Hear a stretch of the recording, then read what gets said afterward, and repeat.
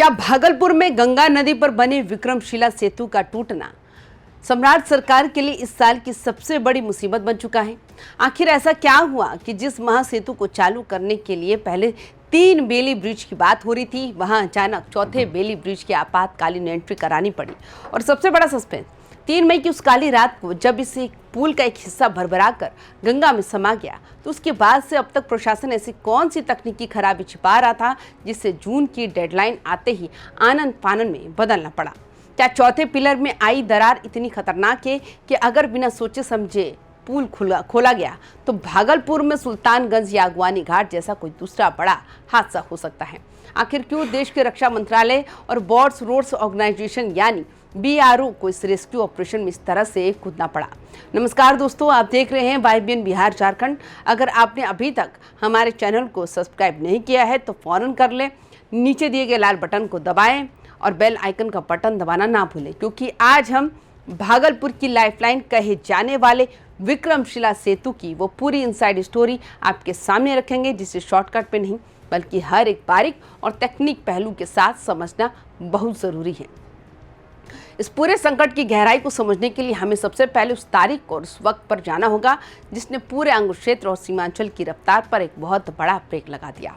तारीख थी 3 मई और वक्त था आधी रात का। जब पूरा भागलपुर सो रहा था, तब विक्रमशिला सेतु पर अचानक बहुत जोरदार आवाज होती है। इस महासेतु का एक बहुत बड़ा हिस्सा अचानक क्षतिग्रस्त होकर सीधे नीचे बहरी गंगा नदी में समा जाता है। देखते ही देखते ये विशालकाय पुल 2 हिस्सों में बट जाता है। गनीमत बस इतनी रही कि उस वक्त पुल पर गाड़ियों का कोई लंबा जाम नहीं था या कोई बड़ा लोडेड ट्रक वहां से नहीं गुजरा था, वरना एक बहुत बड़ी इंसानी त्रासदी हो सकती थी। इस हादसे के ठीक बाद स्थानीय प्रशासन ने सुरक्षा का हवाला देते हुए पुल पर हर तरह की गाड़ियों का आना जाना पूरी तरह से रोक दिया। अब जरा सोचिए, विक्रमशिला सेतु सिर्फ कंक्रीट का एक ढांचा नहीं, ये भागलपुर को नवगछिया, पूर्णिया, कटिहार, अररिया, किशनगंज और पूरे सीमांचल को जोड़ने वाली इकलौती मुख्य सड़क है। इस पुल के बंद होते ही लाखों लोगों की जिंदगी अचानक थम गई।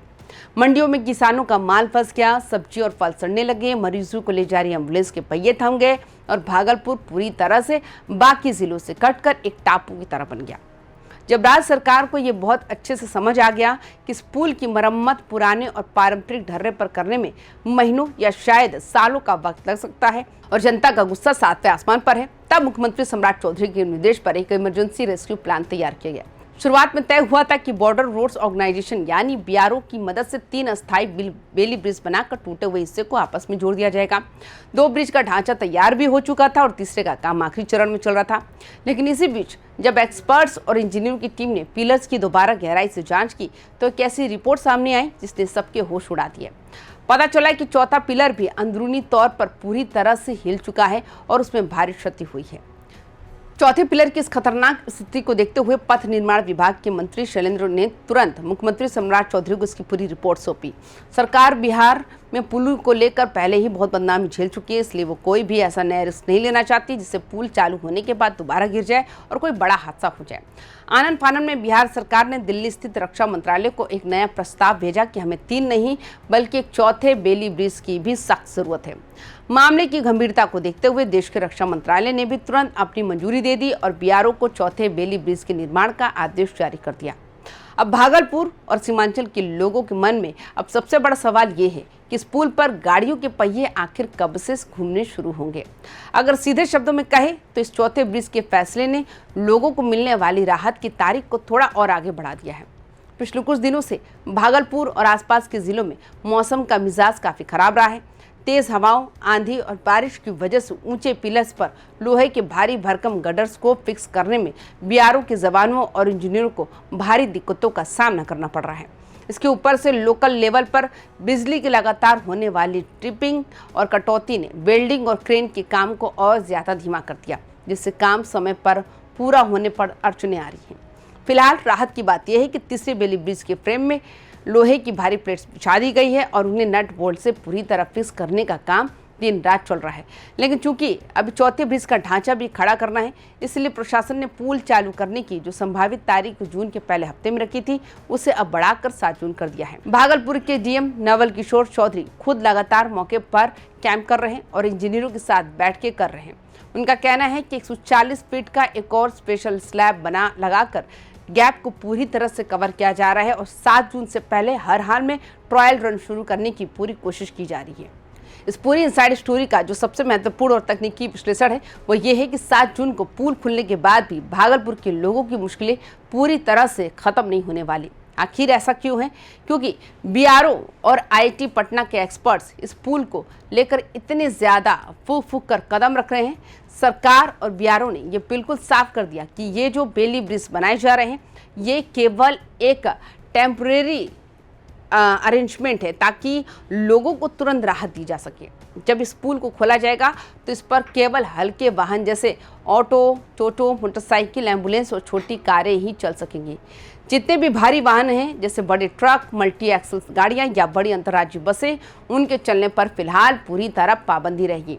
उन्हें पुराने लंबे रूट से ही जाना होगा। बीआरओ का साफ कहना है कि टूटे हुए हिस्से पर बने इन बेली ब्रिज की एक निश्चित लोड बेयरिंग कैपेसिटी होती है, यानी ये एक तय वजन ही संभाल सकते हैं।